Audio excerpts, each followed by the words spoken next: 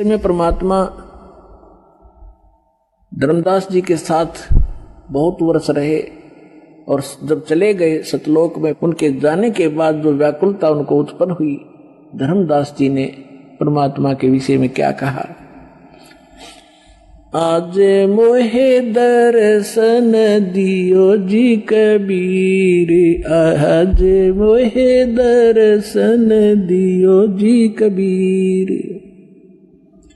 सतलोक से चल कर आए, सतलोक से चल कर आए, काटन जम की जंजीर, आज मोहे दर्शन दियो जी कबीर, आज मोहे दर्शन दियो जी कबीर।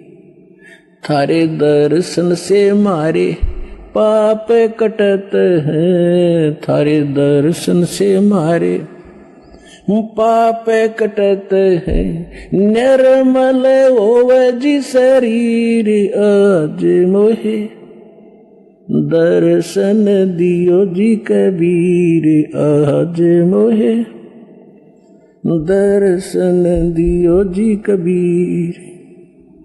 अमृत भोजन मारे सतगुरु जी में, अमृत भोजन मारे सतगुरु जी ने, शब्द दूध की खीर, आज मोहे दर्शन दियो जी कबीर, आज मोहे।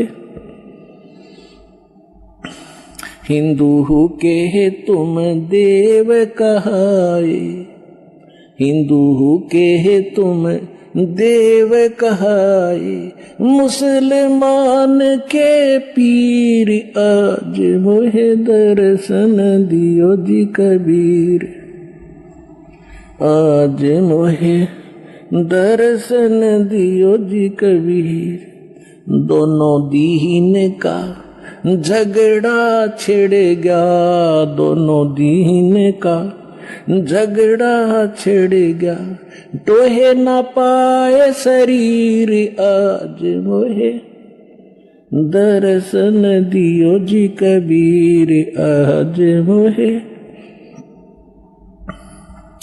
धर्मदास की अर्ज गुसाई, धर्मदास की अर्ज गुसाई, खेवा लंगाइयो पर ले तीर, आज मोहे दर्शन दियो जी कबीर, आज मोहे दर्शन दियो जी कबीर।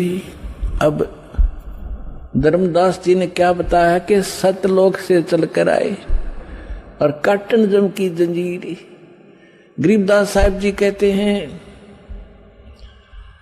सतगुरु आए दया करी, ऐसे दीन दयाले, बंदी छोड़ वृत्तास कहा, जठर अग्नि प्रतिपाले। अजब नगर में ले गए हमको सतगुरु आने।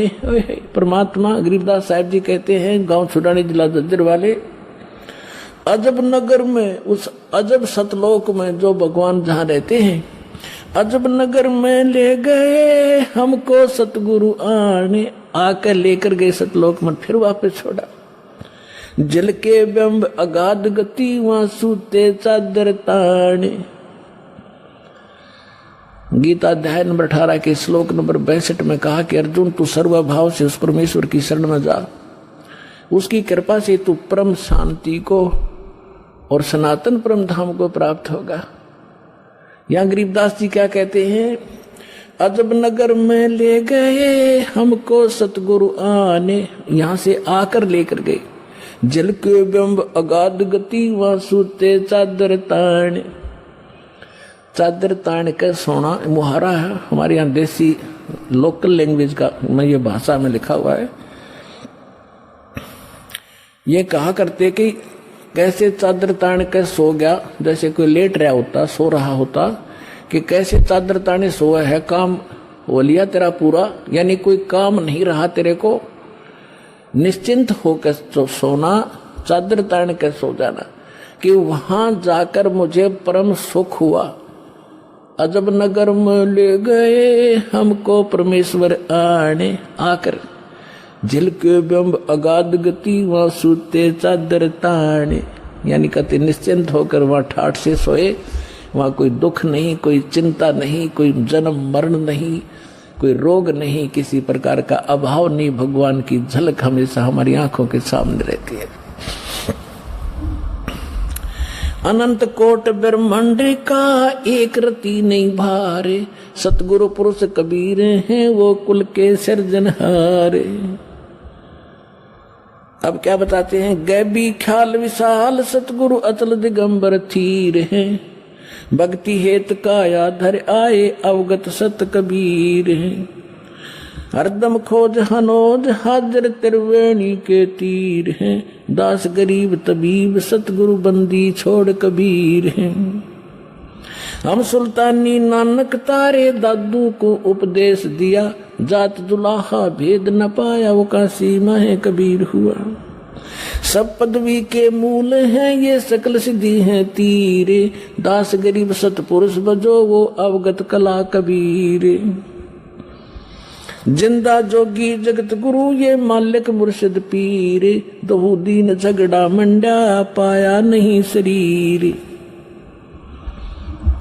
एक मलुकदास नाम के महापुरुष हुए हैं, बहुत बड़े किसान थे, अरोड़ा जाति से थे। परमात्मा उनको मिले, थोड़ी सी झलक सुनाते हैं, क्योंकि वेदों ने बताया कि वो परमात्मा अच्छी आत्माओं को मिलते हैं जो दृढ़ भक्त होते हैं।